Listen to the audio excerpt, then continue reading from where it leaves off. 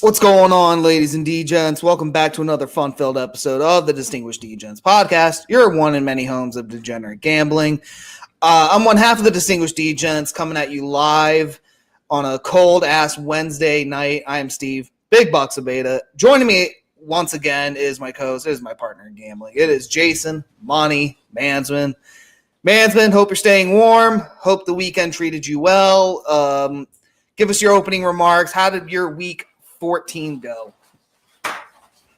There was only, out of the fantasy football playoffs, the Bills lost a killer game. The Chiefs hit a miraculous doink field goal and have essentially clinched home field advantage, and I lost money betting. There's only one good thing that came out of this last week. We are tied. Future contest. I have climbed all the way back. I've not been in the lead once since the start of the year, and now we're tied. We are definitely tied, to say the least. Yeah, for me, fantasy playoffs, first of all, wasn't exactly the easiest of wins. It was definitely a miracle, a Monday night miracle, to say the least.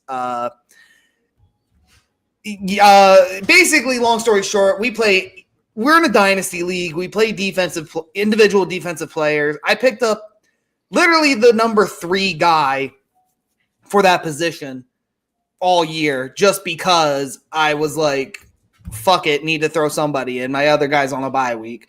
Normally, we don't care. I picked up the miraculous, my new Lord and Savior, who saved me from down 17 points, brought me back to life, Mr. Eric Kendricks of the Dallas Cowboys, who proceeded. The crazy thing was he did so well, you ended up winning by like 10. That's how, yeah, that was the crazy thing. That's how good. 8 solo tackles, 4 assists, so 12 total tackles overall. Really, that was it. Which I guess our points for those need to come into play. Well, maybe a few tackles for a loss. He had 2 stuffs, so it was, I don't think we got points for that. But bottom line, long story short, defensive player brought me back down 17, win by 9 or 10. So in the fantasy playoffs, gambling-wise, how did I do gambling-wise? Well, 6 and 7 ATS, not necessarily what you want. 5 and 8. On the over-unders, just a fucking horrible week, but did hit my under of the week, which was the Monday Night Football fiasco. Luckily, that was kind of a witching hour cover, if you ask me. I sort of got lucky on that bounce, but yeah, best bet, gone. Fade of the week, doinked. Dog of the week hit. That was, really the only lucky one I did get that I felt good about. Yeah, and the Kaser bet. I went from being like up 4 to now we're tied with only fucking 4 weeks to go. You've had a couple bad weeks, man. Yeah, it's not 6 and 7 ATS. It's like I'm literally kissing 500 here and there, and it's just unfortunately, if I'm ever going to be professional, I can't keep doing that. I'm going to have to get a little bit sharper. Last week was a rough week handicapping just in general. So I'm hoping that come week 15, it'll be a little bit more kinder. We have a more full slate of NFL games, so I'll have more of an opportunity to win. Yeah. I got you. I think it ended up coming down to, and I'll take a quick look, but I think it came down to the Chargers-Chiefs game because the Chiefs won, which I think got you even in the money line, but the Chargers covered, so... The Chargers cut, and that was a fucked up thing too. Like I was down 8 units, and you knew me. I like Kansas City. I like the spot. It went up to 4.5, and I'm thinking, well, I really do like them to win by 6 or more. So let me go ahead and throw 2 units, try to minimize the losses. And they were up 13-0, I think, come the third quarter, and just fucking unbelievable. This Chiefs fucking team, just they find ways to make it like a bullshit. This might have been their worst close win since the Denver blocked field goal. But at least, when you block a field goal, That's one thing. Like your special teams, you have to find out what went wrong. Their guy just doinked it.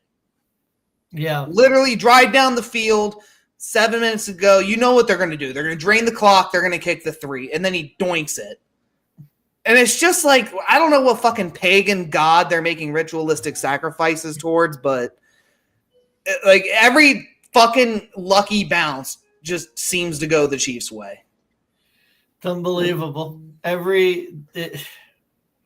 Whatever. I can't. Nah, all right. Yeah, let's just go into the games already. I'm gonna try a new method here. We're gonna see if we can keep it up. But first of all, shit, lost it. Give me 2 seconds. I'm trying something new.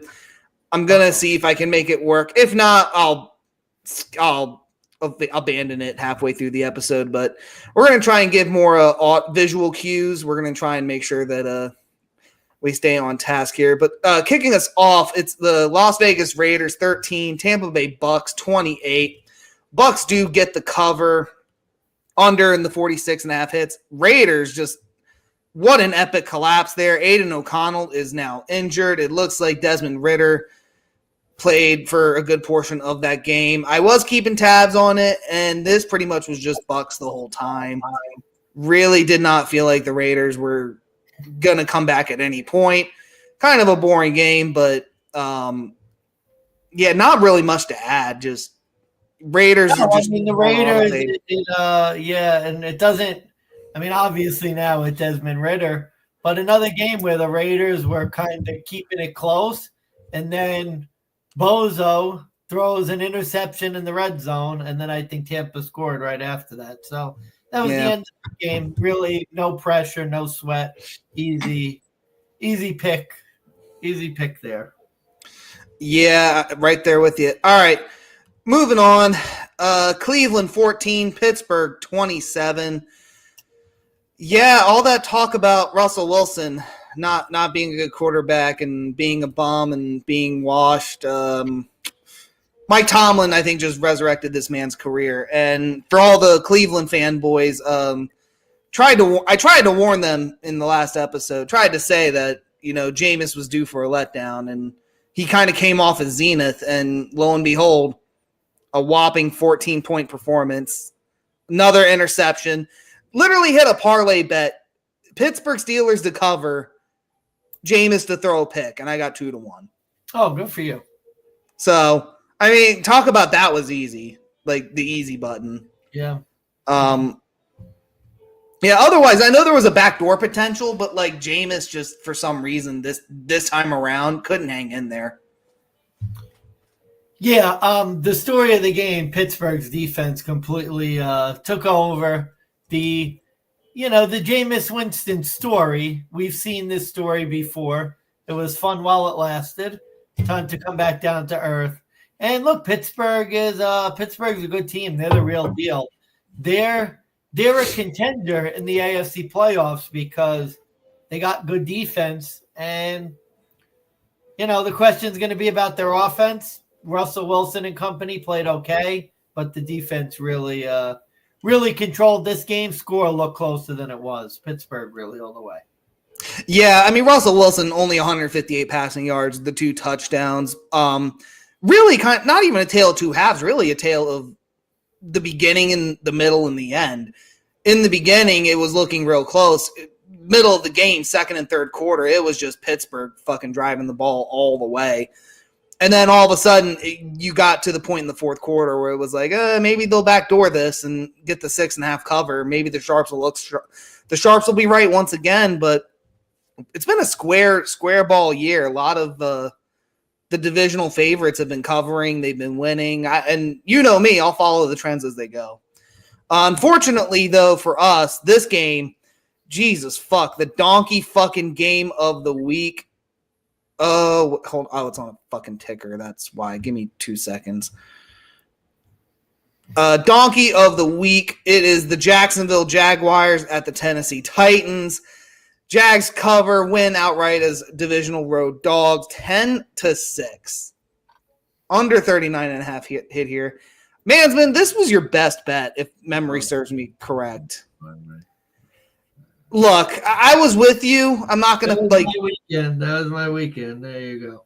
I'm not gonna publicly shame you too much because I was with you on this side, and I'm not gonna put you in that spot. But I mean, Mac Jones actually got 200 passing yards on this Titans defense. Tony Pollard had 100 rushing yards. Will Levis did not throw an interception. He did get hurt, though. Good. Honestly, good.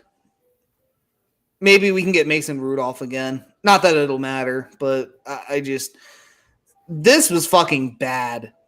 I've seen bad football, but this was just extra horrendous, especially by the Titans, who it literally just seemed like we're in control of a lot of portions of this game.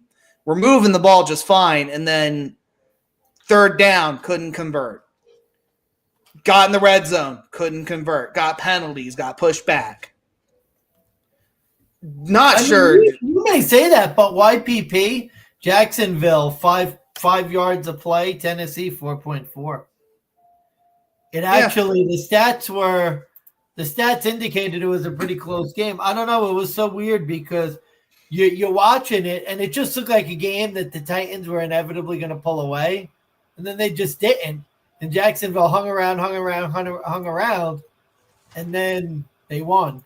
I mean, that's literally how this game went. You were just waiting for Tennessee to take control and win the game, and they just completely fell apart.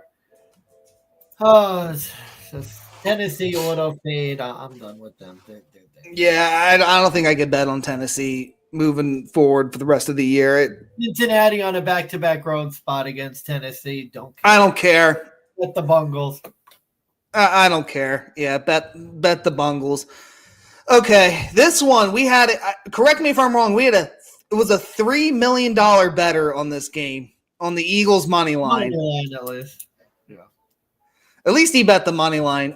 Carolina 16, Philly 22. Now there's a bunch of drama. So I don't know which drama you want to start with. The gambler who literally almost watched $3 million go down the drain, but I think Xavier Legette couldn't hold on to the ball. Probably heard from the NFL upstairs. Hey, there's a guy with $3 million. We can't let him lose. No, to be fair, the books would have liked that.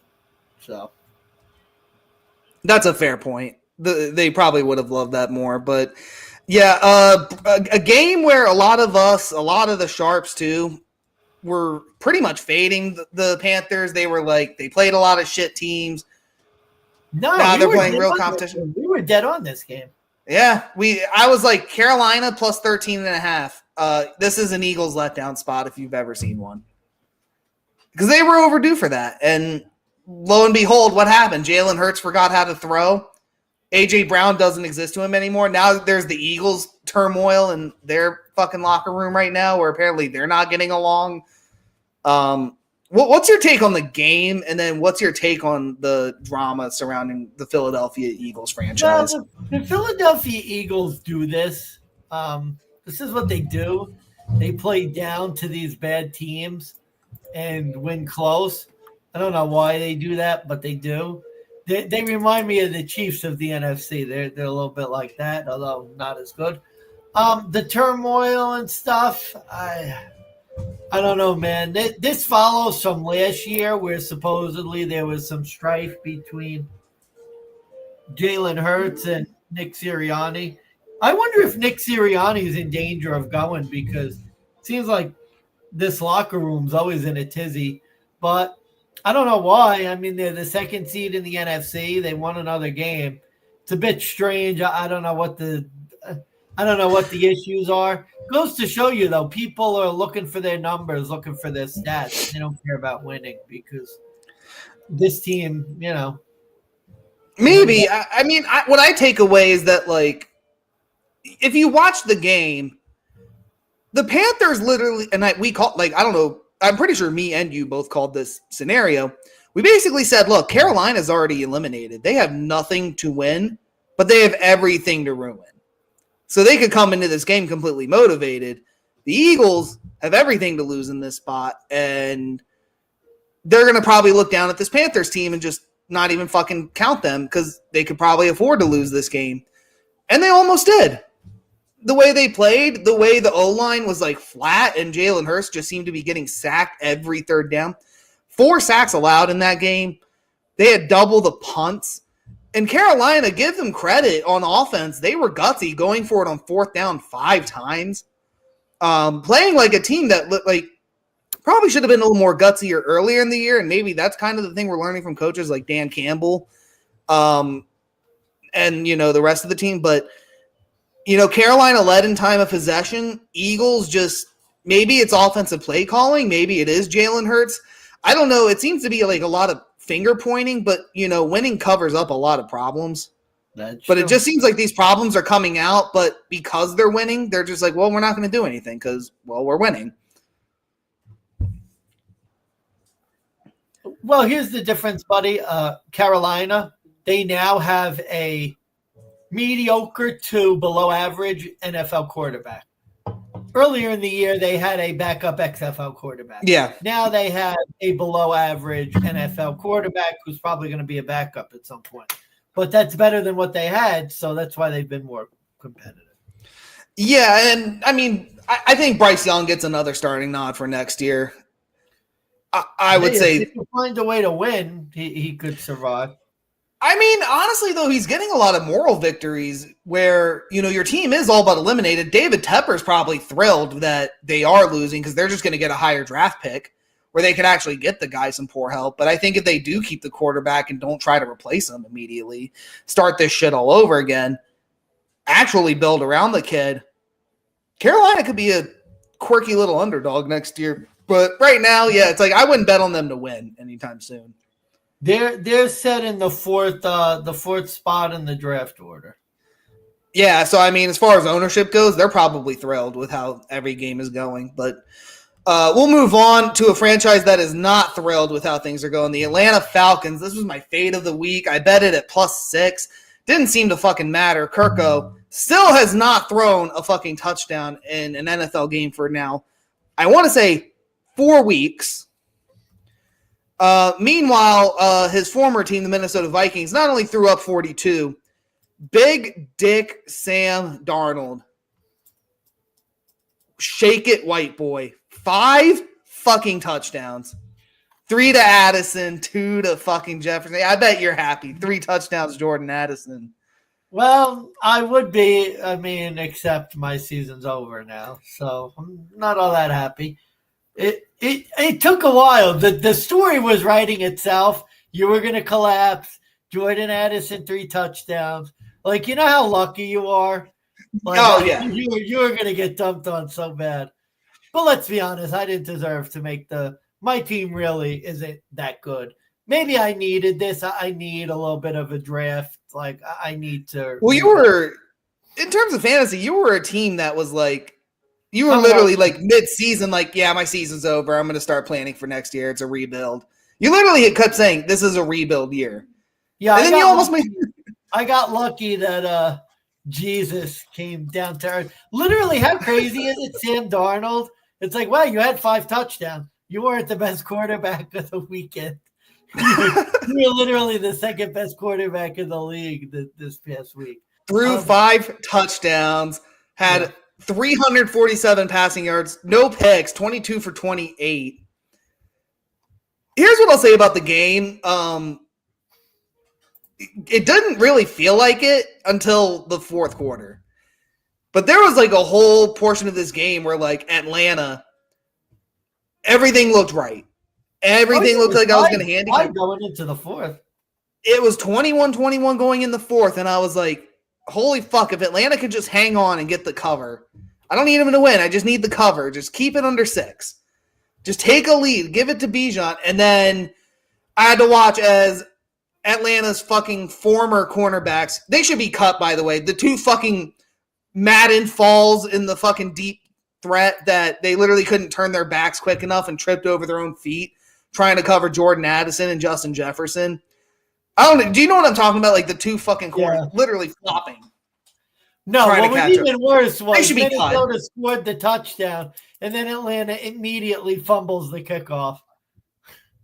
That's when I knew. I was like, oh, well, that covers that. Yeah, that was just unfortunate. And then, back-to-back touchdowns, Jordan Addison within 4 fucking minutes. And then Aaron Jones just kind of, punching it in the gut to call it a day. Yeah, really, it just like fourth quarter came in, the witching hour was rung, and Atlanta died. Yeah. Other than that, though, good on Sam Darnold. It's so funny watching Let's Talk Jets and seeing Mr. Primetime struggling so much, watching Sam Darnold light it up. That is always a reprieve. Look, last comment. The NFC North, boy oh boy, are they looking like the real fucking deal this year. They have a combined 3 losses on the year. Well, to be fair, Vikings are good. 3 losses against the rest of the NFL. Yeah. Oh wow. Okay. Lions and Vikings are good. I'm not sold on the Packers. Me neither. But speaking of the Jets and Mr. Primetime from our friends at Let's Talk Jets Radio, Jets 26, Miami 32 in an overtime thriller. I was mad sweating this game. I thought we were done. Yeah. I thought, damn, the Sharps finally got one. Because I heard a couple of Sharps saying Jets plus the points was the side, and they were starting to look good. And then the Jets did Jets things and let Miami come back, let Tua drive the ball down the field, go to overtime, and then Tua gets the ball back, and they just don't even give Aaron Rodgers a chance, which, considering the way he was playing, smart move. 339 passing yards for Rodgers and a passing touchdown, 331 also for Tua. Threw for 2. Tyreek had himself a game, 115 yards. Yeah, I mean, these 2 teams were a lot more evenly matched than I had anticipated, and that's a bad handicap on my part, but at the same time, a tale of 2 different coaching regimes. You have a guy that literally is just trying to get through the season. You have a guy who's fighting for his life trying to make playoffs, and that's what these 2 teams performed like at the end of the day. Yeah, 2 bad teams. Miami is not going anywhere. They're no good. But they won. They survived another week, and you basically have, and I think it's an AFC eliminator because you have Dolphins, Colts. So, right? No, Colts play the Broncos this week. Miami is playing. Oh, Houston. In Houston too, I think. Houston coming off the bye. Let's be honest. I think it's pretty much an AFC eliminator. If Denver beats the Colts, I think you guys have a playoff spot locked up. Oh yeah, no, that is the case. If Denver does win, we do lock up a playoff appearance for the first time since 2015. That's cool. I'm glad you'll be happy with that. I was happy with the playoff. Now I just get miserable. Oh, don't worry. I'll be miserable when we have to fucking play Buffalo week for fucking wild card. I'm honestly, I'll save it. We'll save it. All right. We'll move on. New Orleans 14, New York Giants. Oh wait, where the hell did you go? Stupid fucking Steve. Good job. All right, here we go. Giants 11, New Orleans 14. Derek Carr, I believe, sprained his wrists. Whatever sissy injury he has now. Saints get the lucky win. Giants do get the cover under 40. This was the other shit game of the week, in my opinion. I literally had red zone on the entire time. Not one highlight did I see of this game. Yeah, I can't say one word here's my word about this game. Giants lost. They needed to lose. The tank's on. That's it. This game was terrible. Did you hear about the OnlyFans model that was hired at the game? Yeah. Did you hear about the plane that flew over the stadium? Yes. Yeah. I heard about it, but I don't know what it said. I just heard that they talked about it on the sports. They were some plane just flew over the stadium.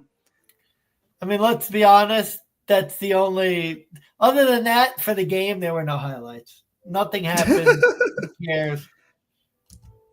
What do you? Okay, so did you hear about the OnlyFans model? Oh yeah, I did. Did you hear about who they think hired her? Yeah. And now that let's just say that guy's going to get a starting nod next week. We'll leave it at that. Good for him. Good for him. All right. We're going back into the 4:00 slate here. This was my dog of the week. The Seattle Seahawks 30, Cardinals 18. The man formerly known as Kyler is no longer a valuable quarterback to bet on. I think at this point, the rest of the year, pretty much consider auto-fading him. He's not on the auto-fade list, but I'm looking at the rest of the schedule. It is not going to be pretty. But in terms of the game, Geno, 233 and a tutty. Zach Charbonnet really was the game changer for this offense. 2 touchdowns, 134 yards. And again, a game that looked closer than it really was at first, and then really just kind of got out of hand right in the second half. And not too much else to say. Arizona, big letdown for them, sadly. I would like to apologize to myself because I knew what Kyler Murray was, and I talked myself into thinking he was an NFL quarterback. He is not. He will forever be known for his one heave ball to DeAndre Hopkins. He's a loser. Arizona. Remember Arizona? Oh, they're good. They're great. Yeah, this was a slam dunk. This was a slam dunk easy pick. And don't look now, but Seattle looking like a team that's getting ready to lose in the first round of the playoffs. So good for them. Dark horse contender. All right, Cardinals' final 4 games real quick. Tell me how many of them they're winning. At home against New England next week. Okay, probably. At Carolina. Probably. At LA Rams. I don't know. If the Rams keep up the momentum, I think you got to favor the Rams. And then they host the 49ers to end the season. 2-2. All right. So right now they got 6 wins. You may want to look at the win total for the futures bets. You may want to consider taking a peep at that point. That's kind of where I was getting to, because if they even offer it at this point. I was going to say they got to be favored, and they got to be favored in at least 2 of those games. I think they'll be favored against Carolina, depending on the situation with this week. And then I think they might be favored against the Niners if it's week 18 and if the Niners don't have anything to play for and they start like I could see that week 18 game being like Arizona starts their starters to get their incentives. The Niners just play rookies and backups and just fucking try to end the season if they're not going to make the playoffs. That's kind of where I could see that happening. Otherwise, they're dogs the rest of the year. Okay. Dang it. All right. Before we get into your game, we got to talk about this. Bears 13, Niners 38. Big miss on our end. Not that I picked the Bears, but God, this felt like this is one of those games we see it at least once a week. There's a game where we're like, we like this spot. We think this makes sense, but we're not going to bet it. We're just going to avoid it like the plague. This should have been a best play for me. I was all over this game too. I should have. I avoided it. And I'm pissed at myself because I was like, well, Brock Purdy's still starting. He's still a better quarterback, in my opinion. I like the coaching advantage. You literally have a guy who was a quarterback's coach 2 months ago. Now he's a head coach. Yeah, I love this game. It seemed like such a great Niners bounce back against the sputtering team, and I discounted it. I was like, oh, okay, I like it. I'll throw some cheddar on that, but nothing crazy, and that should have been like a best bet. Yeah, I mean, what were the Bears down by like at the half? Wasn't it like a 30-0 or something like that? I'm pretty sure at one point it was like 340 yards to 3. I mean, listen to this. Total yards, 452 to 162. Say that again. Did I hear that right? Total yards, 452 for the Niners, right. 162 for the Bears. Bears are on all. I think Bears go auto. They only got 4 games. They're going to lose all of them. I swear. I don't see that team winning another game. Hold on. I think I could do even better. Listen to the drives in the first half. 3 plays, 6 yards, punt. 5 plays, 5 yards, punt. 3 plays, -2 yards, punt. 3 plays, 7 yards, punt. 3 plays, 2 yards, punt. Literally, Jesus on fuck. 4 of their first 5 drives, they went 3 and out. And the other one, they had 5 plays and then punted. Oh, my Lord. It's like the Detroit Lions first half all over again. And then even more. Yeah, Bears are not – I'm calling it now. Bears are not winning another game this year. They have to play the Vikings Monday Night Football. The week after, they have to host the Detroit Lions. They then host the Seattle Seahawks on December 26th, which I think is a Thursday. That's the Thursday night game. Oh. And then to end the year, they have to go to Green Bay. It's just hard to really back them because they have played some teams tight, but they fired their coach. They fired their OC. It just feels like a team that maybe is throwing in the towel. That's what it feels like to me. Okay. I have one question regarding this game, but I'm going to let you go first. Bills go to Rams. They were 3.5-point favorites. I really love the bet. I made it my best bet. Josh Allen has the most perfect game of any NFL quarterback we have seen in our lifetime. 6 total touchdowns, 3 of them on his own. First quarterback in NFL history to have 3 passing touchdowns and 3 rushing touchdowns in a game. That's an asterisk. That's an asterisk stat because in the Super Bowl era, that's correct. But if you go prior to that, you're right. There was one other guy who did it in like the.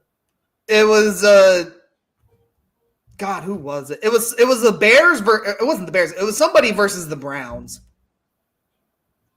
But regardless, what the fuck happened to your defense? I mean, I get it. Cooper Kupp, Puka Nacua, Kyron Williams. Like everybody knows when those 3 are healthy, when Matt Stafford is healthy with them, they're a threat. We all know this. I mean, this same team put up 21 points against the Saints last week. They are the most inconsistent NFL team on the year. It's like they win, but they might not cover. Or they get blown out against shit teams, but then the next week they're throwing up 50.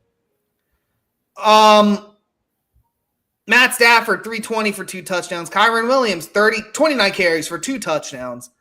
Puka Nacua had 162 receiving yards. I mean, Khalil Shakir got a touchdown, which was awesome because that's one more stat to that parlay prop I got going on right now in my futures portfolio. But what the fuck happened with this defense? That is my first. I have a 2-parter. What the fuck happened to the defense? Well, I mean, we've seen this game so many times. The Sean McDermott gets completely outcoached. I mean, you look at it, they couldn't stop. Now, mind you, part of it was, Puka Nacua shredded us. He made some ridiculous catches. Our corners struggled against their top receivers all day. That, it's going to happen. The defense played badly at the worst time, like the absolute worst fucking time. You get that big win in division to win the division, and then you play your worst game in LA. So that was horrible. Certainly they didn't play well. Outcoached again, that's what hurts.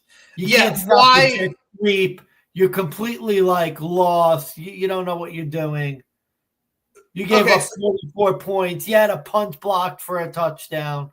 But again, I think a punt being blocked, it's not a great performance on your Bills special teams, but that shit just happens. Sometimes it literally is just a break that the other side gets. with 3 timeouts, why would you call a quarterback sneak? And then he called the fucking and then call the timeout that you need to get the ball back if you shut them down. We were going to get the ball back anyway, because let's be honest, we've seen that a million times. But again, we've seen that loss, but that's a respectable loss. You literally did the right thing, and you just lost. Like, you could, the minute he called that timeout, I was like, Bills lost this. I was wondering if Josh Allen decided, but it doesn't look like he did. It looks like that was the coach that called it. Why the fuck? And then they called timeout, which... That was what killed me. They called timeout. I was like, why? You know, there's a reason why I haven't rescinded my season over in October. Remember, against the Jets, after the Hail Mary, I declared the Bills season over, and I haven't rescinded it. And this game proved why. You know what? It's so bad. I'm officially rooting against the Bills. Like, I hope they lose first round against the Browns. I want Denver to go into Buffalo, not even just beat us. I hope we lose by 40. Like, I want Bo Nix to throw like 7 touchdowns. Like, that's what I'm rooting for now. I'm so fucking done with this. I'm so sick of this coach. I'm so sick of fucking another good year where we're going to be the 2 seed. We're probably going to beat Denver and feel all good about ourselves, and then fucking lose at home to like Baltimore or some shit. Or Houston. Watch Houston come in and beat you. I mean, I'm just so disgusted with this fucking team. I hope Josh Allen gets traded. Like, I want to see Josh Allen win a Super Bowl. He's not doing it with us. This guy literally 6 fucking touchdowns. 6 touchdowns. Superman can't save everyone. Literally 6. Like, Josh Allen.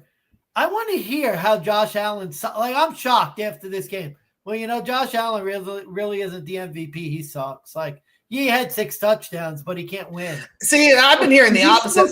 I've been hearing that, like, defense? Is he supposed to be the middle linebacker?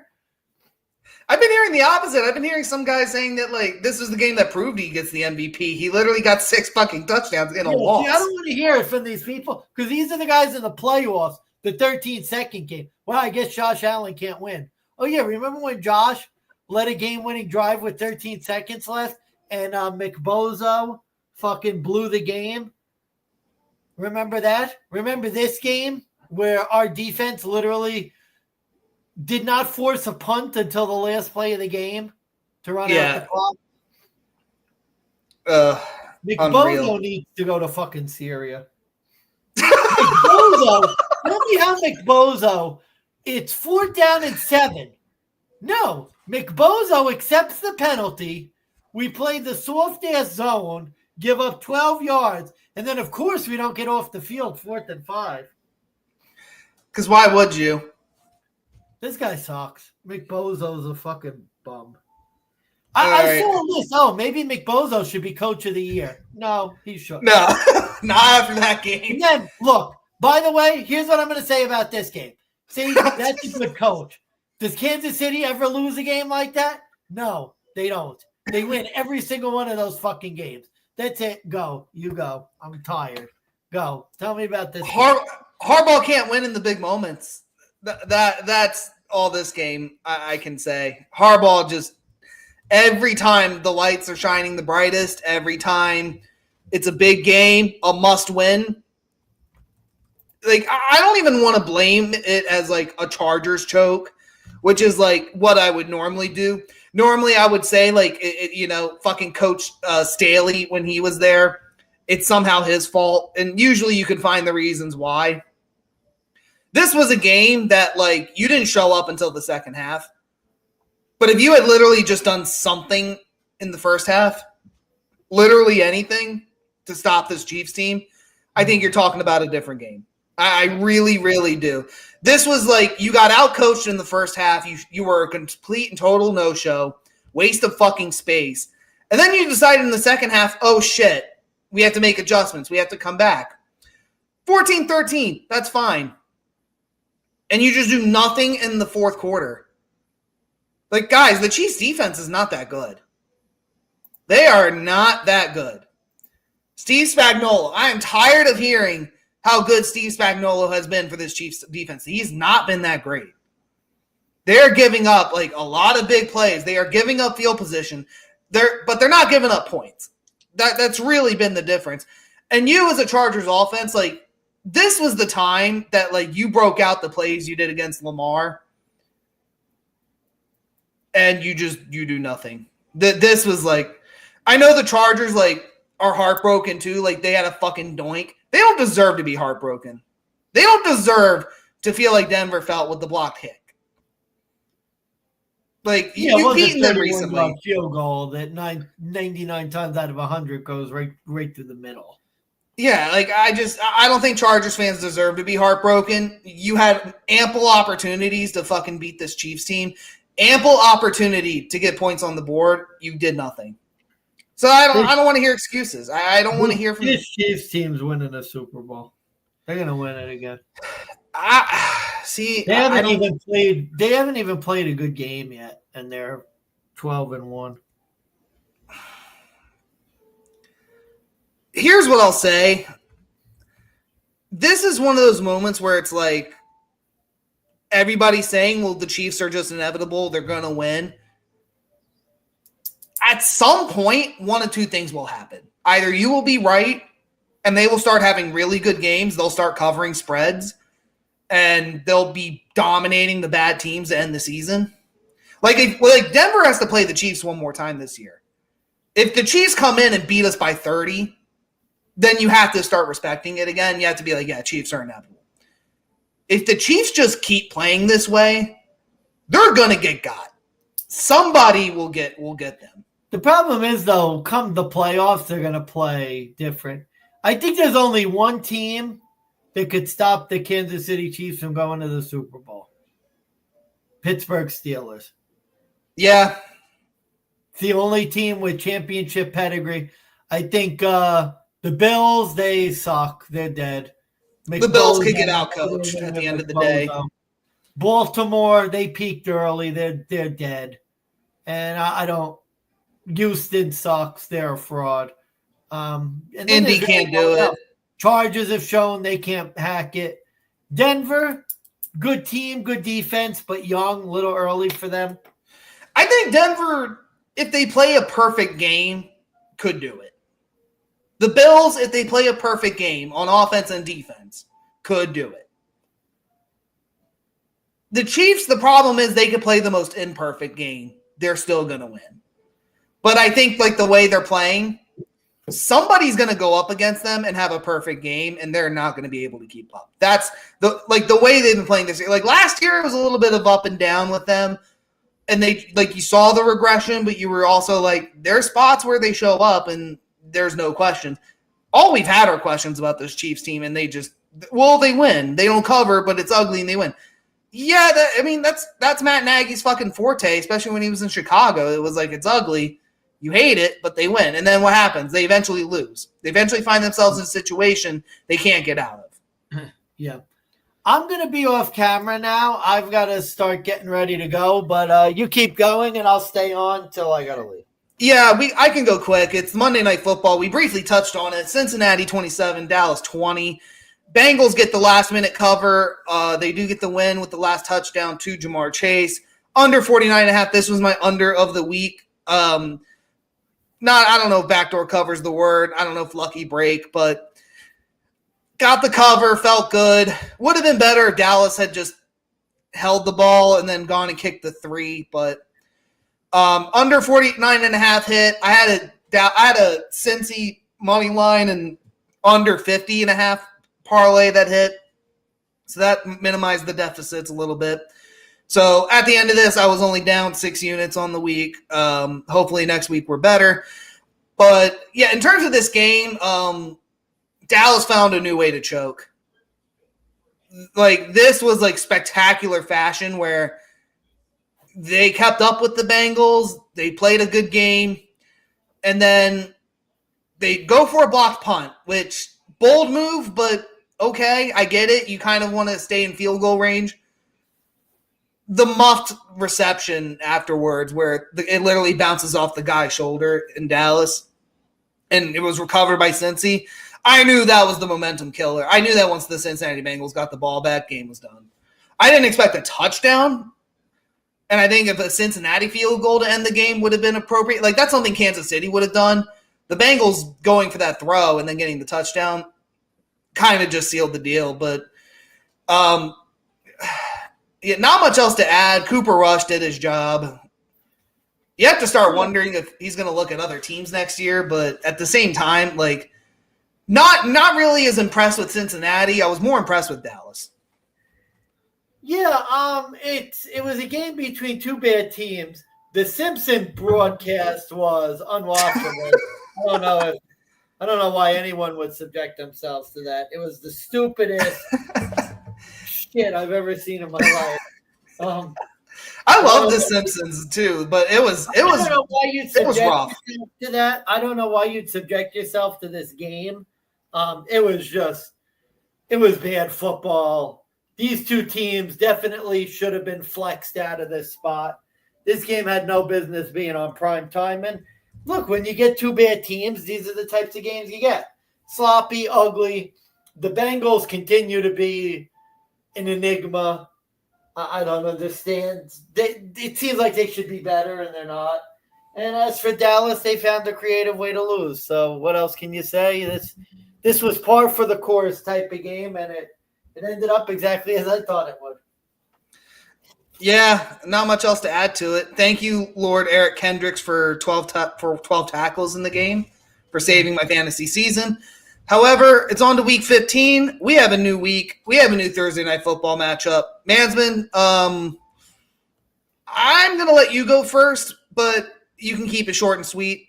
It's the LA Rams. They're a 130 road underdog traveling to the San Francisco 49ers, who are a minus 154 home favorite. Niners are favored by 3. Over-under is 49.5 points. Mansman, give us your take for this game. I know the NFC West is your absolute favorite. Yeah, I'll give it quick. Normally, you would say the Rams won late the first time, so you would think this is a good San Fran revenge spot. This is a hard game for me to pick. While I appreciate what San Francisco did last week, I don't think this is the same Niners team as before. The Rams have won 2 straight, coming off a tough win against Buffalo.